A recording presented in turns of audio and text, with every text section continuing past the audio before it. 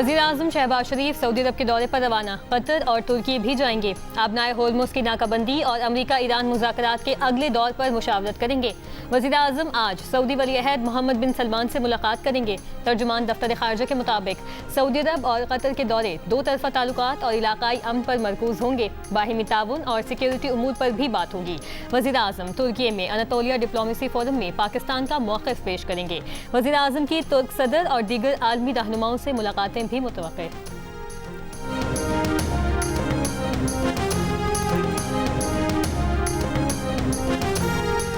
अमेरिकी सदर ट्रंप ने कहा है कि ईरान के साथ जंग खत्म होने के करीब है। अमेरिकी टीवी को इंटरव्यू में सदर ट्रंप ने एक बार फिर दावा किया कि तेहरान बहुत शिद्दत से मुआहिदा करना चाहता है। ABC न्यूज़ के सहाफ़ी जोनाथन कार्ल के मुताबिक सदर ट्रंप ने उन्हें बताया है कि वो जंगबंदी में तोसी पर गौर नहीं कर रहे, शायद इसकी ज़रूरत ही ना पड़े। आप आने वाले दिनों में एक हैरत अंगेज मंजर देखने वाले हैं। बातचीत या तबाही, दो में से एक तरीके से मामला अंजाम को पहुंच सकता है, लेकिन उनकी तरजीह मुआहिदा करना है। इससे पहले ट्रंप ने ईरान अमेरिका मुज़ाकरात का अगला दौर पाकिस्तान में होने का इशारा दिया था।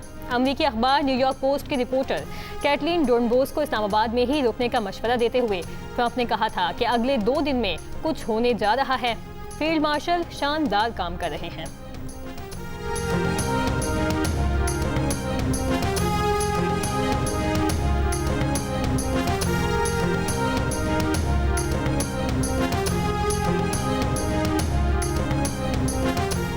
अमेरिकी नायब सदर JD वैंस की ईरान के साथ मुज़ाकरात जारी होने की तस्दीक। सदर ट्रंप ईरान से छोटी नहीं जामे डील चाहते हैं, इसीलिए अभी तक डील नहीं हो सकी। 49 बरस का अदम एतमाद एक रात में ख़त्म नहीं हो सकता। अमेरिकी टीवी के मुताबिक ईरान से मुज़ाकरात के मुमकिना दूसरे दौर की क़यादत भी नायब सदर JD वैंस करेंगे। स्टीव विटकॉफ और जेरेड कुशनर भी वफ़द में शामिल होंगे।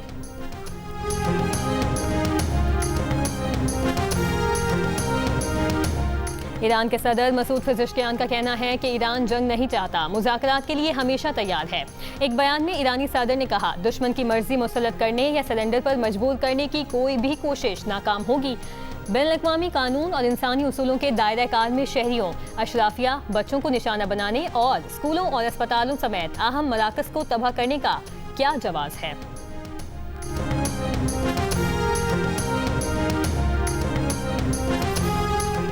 आबनाए होर्मुज़ की नाकाबंदी, 10,000 एहलकारों और दर्जनों जंगी जहाज़ों की मदद से अमेरिका ने समंदर के रास्ते ईरानी तिजारत बंद कर दी। अमेरिकी सेंट्रल कमांड का दावा, कहा आबनाए होर्मुज़ की बंदिश के पहले 24 घंटों में 6 बहरी जहाज़ों को वापस लौटाया गया और एक भी ईरानी जहाज़ होर्मुज़ से नहीं गुजर सका। अमेरिकी वज़ीर ख़जाना ने कहा कि चीन ईरान से तेल हासिल नहीं कर सकेगा। अमेरिका आबनाए होर्मुज़ में ईरानी तेल ले जाने वाले चीन के जहाज़ों को रोकेगा।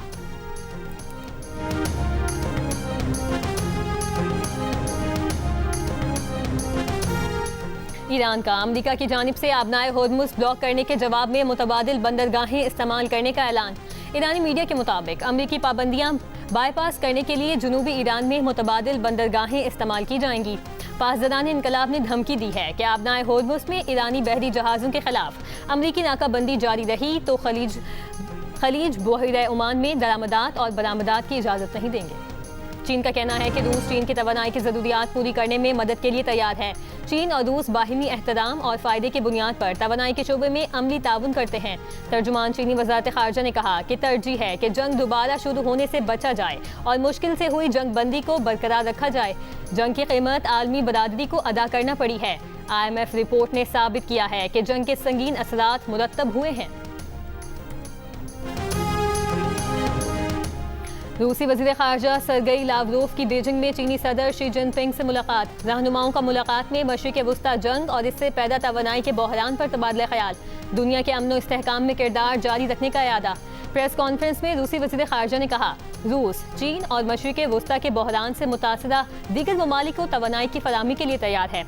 यूक्रेन जंग पर सरगई लावरोव ने कहा, अमेरिका रूस को रोकने की जिम्मेदारी यूरोप पर मुंतकिल करना चाहता है ताकि चीन के महाज पर उनके हाथ खुले रहें। इसके लिए यूक्रेन के साथ फौजी इत्तेहाद बनाने के लिए अमली इक़दामात भी किए जा रहे हैं।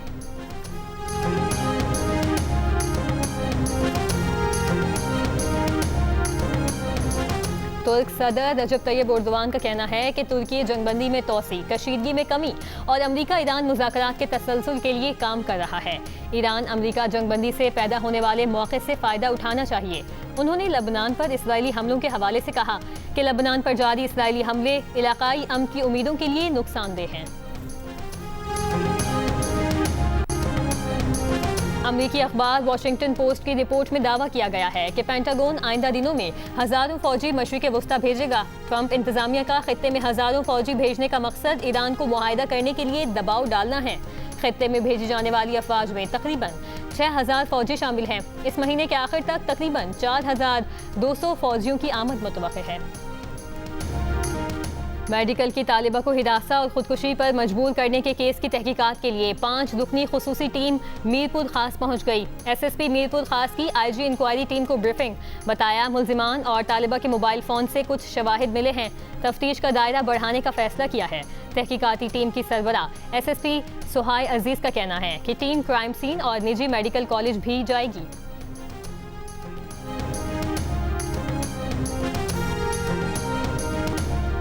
सिंध में अब तक मन की पॉक्स से 9 अमवात रिपोर्ट।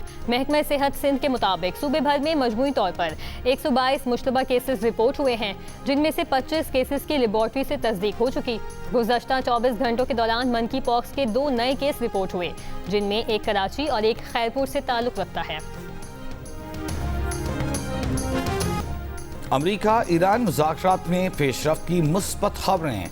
आलमी मंडी में खाम तेल की कीमतों में मजीद कमी। ब्रेंट खाम तेल $95 फी बैरल पर आ गया। WTI $91 फी बैरल पर ट्रेड होता देखा गया। एशियाई स्टॉक मार्केटों में तेजी। PSX 100 इंडेक्स सबसे कुछ देर पहले 4707 पॉइंट इजाफे के बाद 1,70,395 पॉइंट्स पर पहुंच गई। इंडेक्स 2 रोज में 8,000 से जायद पॉइंट्स बढ़ा। कोरियन कॉस्पी में 2% इजाफा। जापान की निकाई 6%, हांगकांग हैंगसेंग 3% मुस्बत। भारतीय स्टॉक मार्केट में दौरान कारोबार 1.5% तक इजाफा।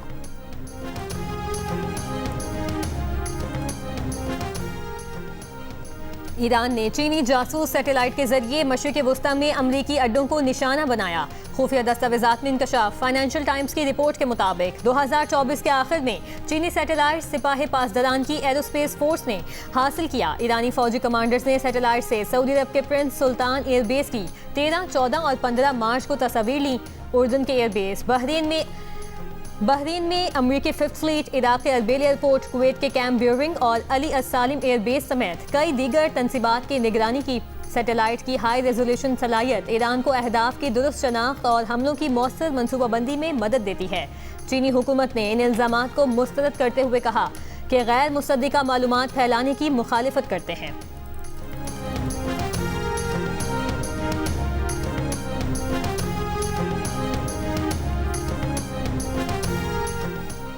वज़ीर ख़ारजा इसहाक़ की ज़ेर सदारत इजलास सेक्रेटरी ख़ारजा आमना बलोच और वज़ारत ख़ारजा के सीनियर अफसरान शरीक हुए। इजलास में खित्ते की बदलती सूरत हाल और हालिया सिफारती पेशरफ्त का जायज़ा लिया गया। इसहाक़ ने जारी सिफारती कोशिशों को सराहा।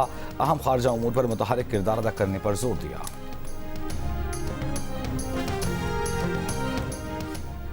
वाशिंगटन में अमरीकी वज़ीर ख़ारजा मार्को रूबियो की ज़ेर सदारत इसराइल और लबनान के मुज़ाकरात ख़त्म हो गए।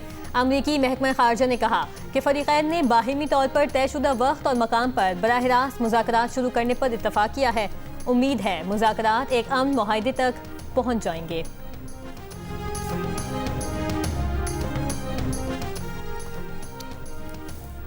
इसराइल की लेबनान में जारी मुख्तलिफ इलाकों में फ़ज़ाई और ड्रोन हमलों में 9 अफराद जाँ बहक। लेबनानी सरकारी खबर एजेंसी के मुताबिक 5 अफराद जनूबी लेबनान के कस्बे अंसारिया जबकि 4 खुदमस के इलाके में इसराइली हमलों का निशाना बने।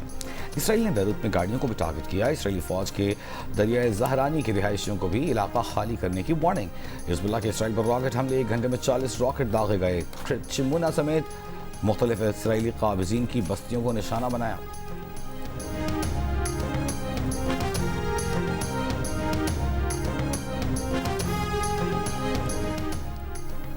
वफाकी वज़ीर ख़जाना मोहम्मद औरंगज़ेब का कहना है कि सऊदी अरब से $3 अरब अगले हफ्ते तक मिल जाएंगे। माली साल के अख्ताम तक ज़र मुबादला के ज़खायर $18 अरब तक ले जाने का आज़म। सऊदी वज़ीर ख़जाना से वाशिंगटन में मुलाकात के बाद वफाकी वज़ीर ख़जाना ने कहा कि सऊदी वज़ीर ख़जाना ने वाज़ेह बताया कि 3 अरब की मुआवनत इजाफी डिपॉजिट्स की सूरत में होगी। $5 अरब के डिपॉजिट में भी सालाना की बजाय 3 साल की तोसी होगी। वज़ीर ख़जाना की IMF के फर्स्ट डिप्टी मैनेजिंग डायरेक्टर से भी मुलाकात। स्टाफ लेवल मुआहदे की एग्जीक्यूटिव बोर्ड से जल्द मंजूरी की उम्मीद की। मशरिक़ वस्ता तनाज़े के पाकिस्तानी मईशत पर असरात पर ब्रीफिंग दी। वज़ीर ख़जाना का वाशिंगटन में पाकिस्तान डायस्पोरा लीडर से खिताब में ओवरसीज़ पाकिस्तानियों को रोशन डिजिटल अकाउंट से मुल्की मईशत में सरमायाकारी का मशवरा।